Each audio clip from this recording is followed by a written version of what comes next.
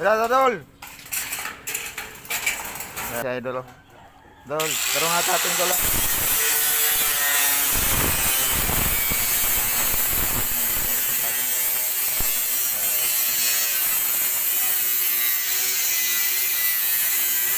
So, bale, dalawang dugtungan. Ayan, second floor. So, nilagyan natin yung frame ng G-molding.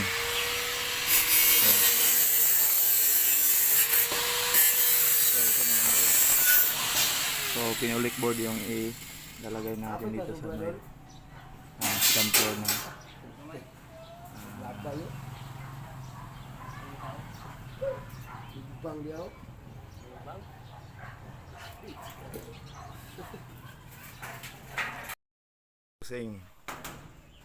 cladding. So, gumamit na rin tayo ng G-molding. So, ganyan yung kalalabasan pag may frame tayo sa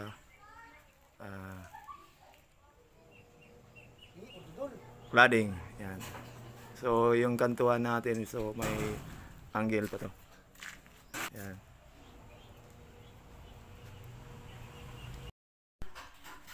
Ayan, pag-wiring na tayo. Sit up.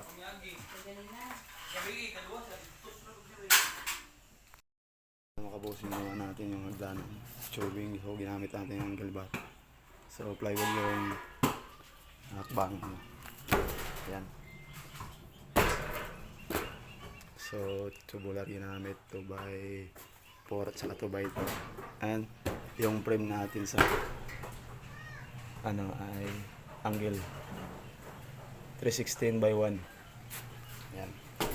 So, ginamit din natin D-Ono na plywood marine. Ayan. So, dito na tayo sa taas.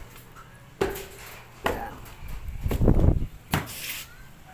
So, gagawin pa natin ito ng railings, hand railings mga kabosing papunta pa baba. So, dito na tayo sa taas. Yan, so walkway, terrace na maliit. So yan, set up na natin yung kwarto, wiring. Ayan, mga kabusing. So double walling ito mga kabusing. So metal stud lang yung ginamit natin. Ayan, so pag set up na tayo din ng wiring. So tayo pa rin gumawa mga kabusing.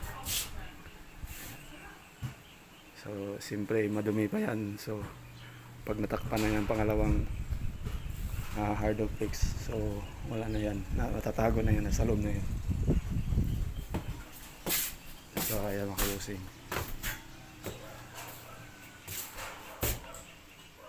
So baba tayo ulit dito sa hagdanan.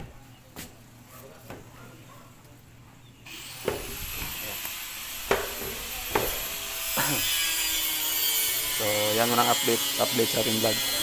So don't forget follow, like and share para updated kayo lagi sa aking video.